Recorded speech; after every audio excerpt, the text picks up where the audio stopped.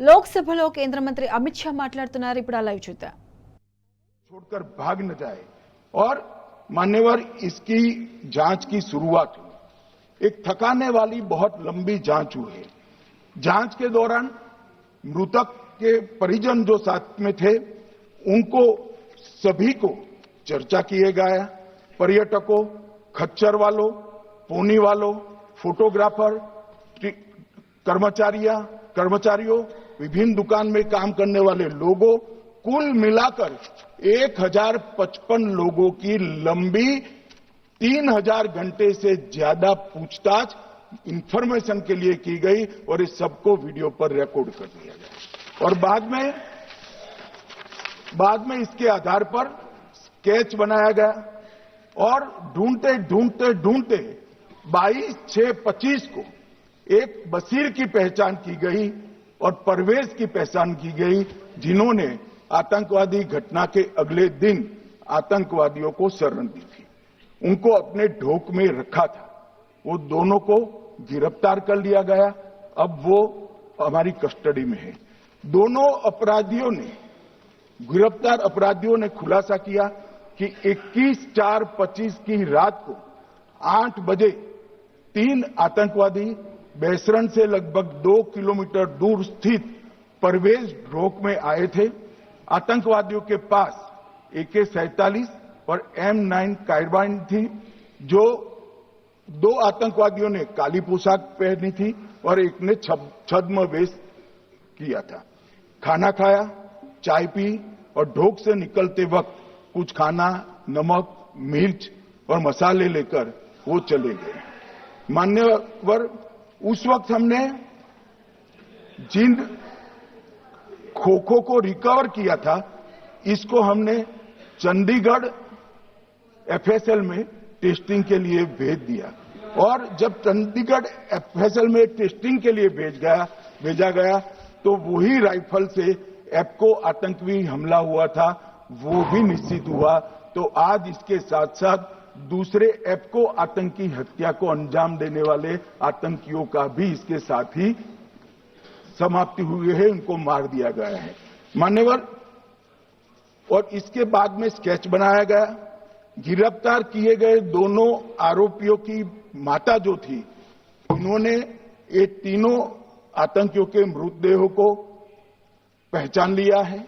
दोनों आतंकवादी घटना में साथ लेने वाले उनके साथियों ने भी पहचान लिया है और अब उसकी FSL की पुष्टि भी आज सुबह 4 बजे हो गई थी।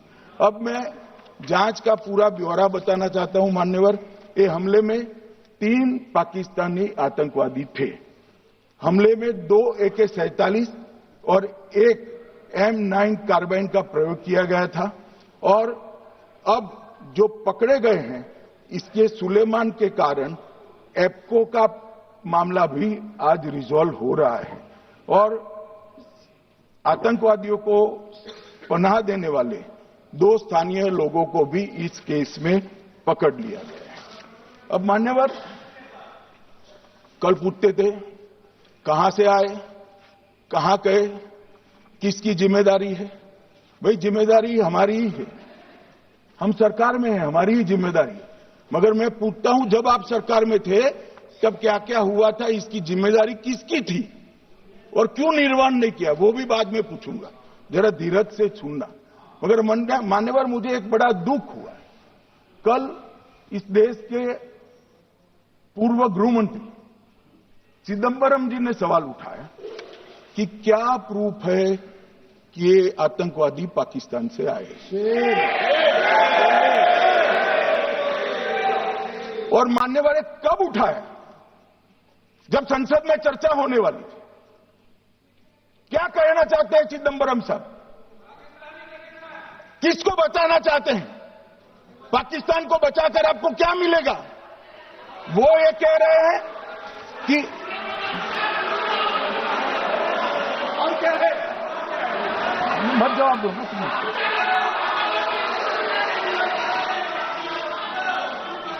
मान्यवर, हमारे पास, मैं आज चिदंबरम साहब को कहना चाहता हूं, मैं आज चिदंबरम साहब को आपके माध्यम से कहना चाहता हूं हमारे पास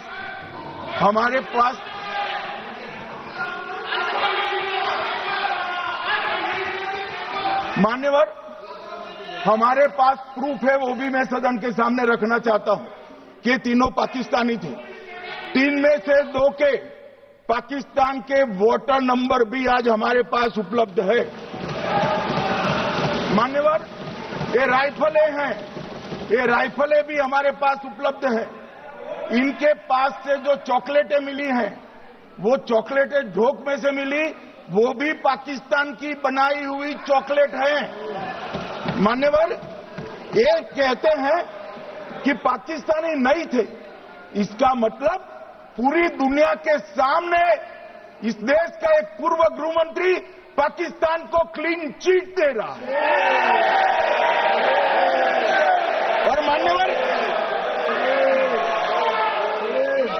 मान्यवर, वो पाकिस्तानी आतंकवादी नहीं थे, ऐसा बोलकर श्री चिदंबरम अगर पाकिस्तानी आतंकवादी नहीं थे तो पाकिस्तान पर हमला क्यों किया, वो भी सवाल खड़ा कर रहे हैं। मान्यवर, आज पूरी दुनिया में हमारे संसद सदस्य गए थे, स्वीकारा था कि हमला पाकिस्तान ने किया है। और इस देश का गृह मंत्री जो कांग्रेस पार्टी से आता है, वो कहता है कि क्या सबूत है। अरे मुझसे मांगते, मैं दे देता। टीवी से मांगते हैं, पूरी दुनिया के सामने उजागर करते हैं, सब सुबह खड़ा करते हैं। पाकिस्तान को बचाने का इनका ये षड्यंत्र आज 130 करोड़ लोग जान रहे हैं। बच नहीं पाओगे आप लोग, बच नहीं पाओगे। मान्यवर,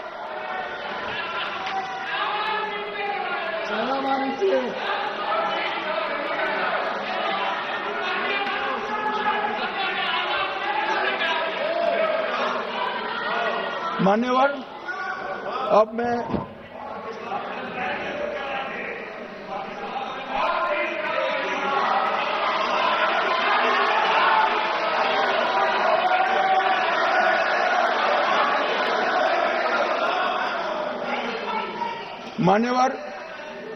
अब मैं पहलगांव आतंकी हमला और ऑपरेशन सिंदूर, ये दोनों घटनाक्रम के लिए मान्यवर ये अभी से थक जाते हैं।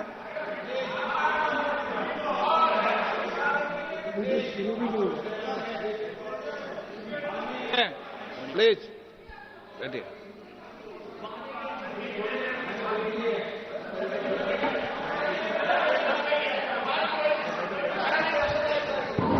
मान्यवर, मैं आपके माध्यम से कहना चाहता हूं, थोड़ा धैर्य रखे भैया, अभी तो शुरू हुआ है। मान्यवर, मैं पहलगांव आतंकी हमला और ऑपरेशन सिंदूर के बारे में पूरा घटनाक्रम बताना चाहता हूं। कल ढेर सारे सवाल उठाए। वैसे तो मुझे लगता था कि कल रक्षा मंत्री जी के भाषण के बाद शायद कांग्रेस पार्टी सपोर्ट में भाषण देना शुरू करेगी और अगर थोड़ी बहुत जनता की इच्छा की परख होती तो वो ही करते, मगर नहीं करा।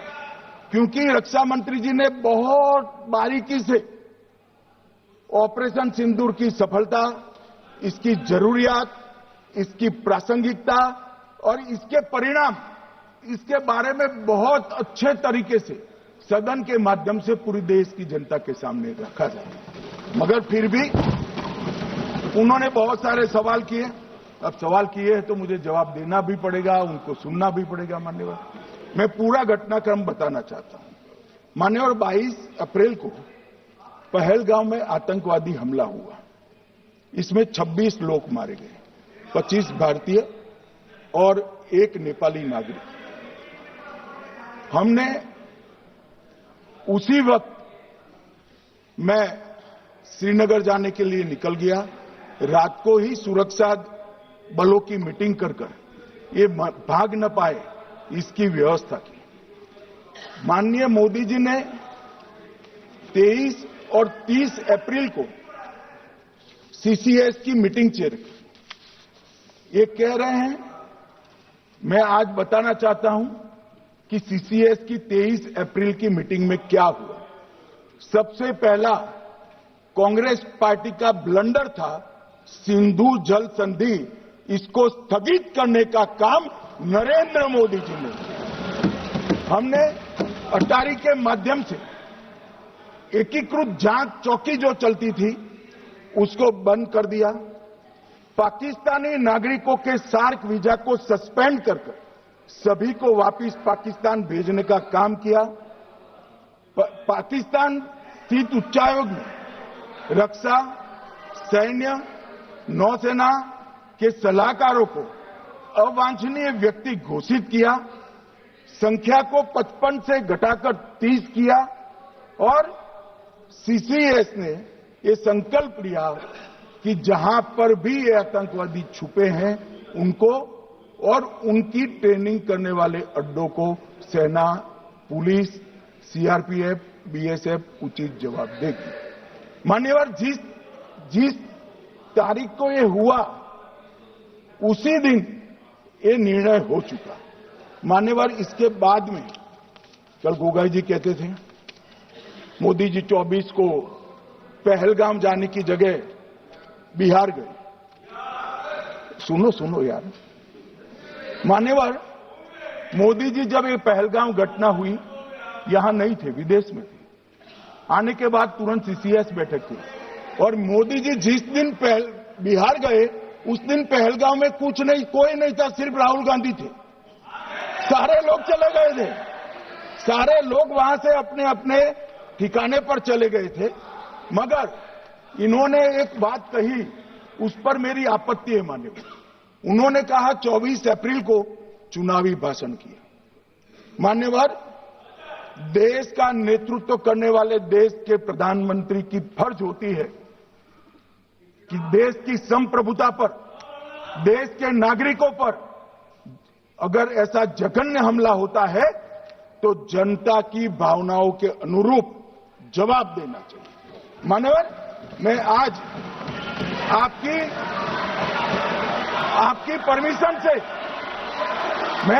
परमिशन से मोदी जी के बिहार भाषण के कुछ अंश पढ़ना चाहता हूं। कोट अनकोट 22 अप्रैल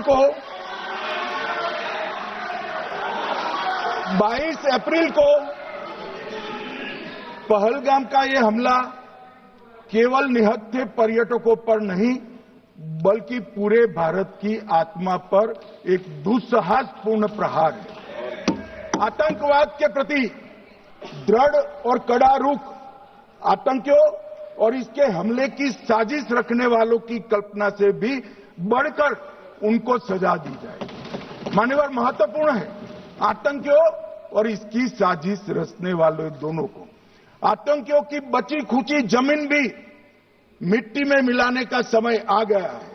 140 करोड़ भारतीय इस बात के लिए एकजुट है कि आतंक के आकाओं की कमर तोड़ दी जाएगी। भारत हरेक आतंकवादी और उनके समर्थकों की पहचान करेगा, उनका पता लगाएगा और उन्हें दंडित करेगा। आतंकवाद कभी भी भारत की आत्मा नहीं तोड़ पाएगा। न्याय सुनिश्चित करने का मैं हर संभव प्रयास करूंगा। अनकोट। अब इसमें किसी को चुनावी भाषण दिखाई पड़ता है तो उसकी समझ शक्ति पर बहुत सारे सवालिया निशान लग जाते हैं। ये चुनावी भाषण नहीं है, आतंकवाद के खिलाफ लड़ने का 140 करोड़ भारतीयों का प्रतिघोष है जो मोदी जी ने वहां दिया। इनको चुनावी भाषण दिखाई पड़ता है। जैसे चश्मे होते हैं ऐसी ही दृष्टि होती है। मान्यवर, इसके बाद 30 अप्रैल को मान्यवर 30 अप्रैल को सीसीएस की बैठक हुई। पहले 23 को हुई थी। उसमें सशस्त्र बलों को पूर्ण ऑपरेशन की फ्रीडम दे दी गई। प्रधानमंत्री मोदी जी ने सीसीएस की उपस्थिति में रक्षा मंत्री, एनएसए और सेनाओं के प्रमुख के साथ बैठकर पूर्ण ऑपरेशनल फ्रीडम देने का काम किया और इसके बाद ये ऑपरेशन सिंदूर हुआ। मान्यवर, ऑपरेशन सिंदूर 7 मई को रात को 1:04 से 4 मिनट से 1:24 तक चला। उसमें पाकिस्तान के 9 आतंकी ठिकानों को ध्वस्त कर दिया और पूरी दुनिया ने इसके दृश्य दिखे। साहब, इससे बड़ा संयमित हमला नहीं हो सकता। आजकल दुनिया में युद्ध चल रहे हैं, हम देख रहे हैं, बच्चे मर रहे हैं, महिलाएं मर रही, निर्दोष मर रहे। हमने 9 आतंकी अड्डों को समाप्त किया, परंतु एक भी सिविलियन नहीं मारा गया, केवल और केवल आतंकी मारे गए। स्थान थे मरकज सुभान अल्लाह बहावलपुर, मरकज तैयबा मुरीद के, महमूना जाया कैंप सियालकोट, अरे नाम सुनो काम में आएंगे, सरजाल camp Sialkot, Sawai Nala camp Muzaffarabad, Syedna Bilal camp Muzaffarabad, Gulpur camp Kotli, Barnala camp Bhimber और अब्बास कैंप कोटली। मान्यवर, सर्जिकल स्ट्राइक और एयर स्ट्राइक में हमने पाक ऑक्यूपाई कश्मीर में ही हमला किया। एक प्रकार से भारत के हिस्से पर ही हमला किया। पाक ऑक्यूपाई कश्मीर हमारा ही है, तो हमने तो हमारे हिस्से में हमला किया। मगर इस बार 100 किलोमीटर अंदर घुसकर पाकिस्तान की भूमि पर आतंकवादियों को तबाह करने का काम। और मान्यवर, ये आतंकी के ठिकानों पर हमला हुआ, इसमें मारा कौन गया? हाफिज मोहम्मद जमील जैसे मोहम्मद के प्रमुख मौलाना मसूद अजहर के बहनोई, मुदस्सर खादियान मरकज तैयबा मुरीद का प्रमुख, याकूब मलिक जेएम पदाधिकारी, मोहम्मद हमसा जमील जेएम ऑपरेटर।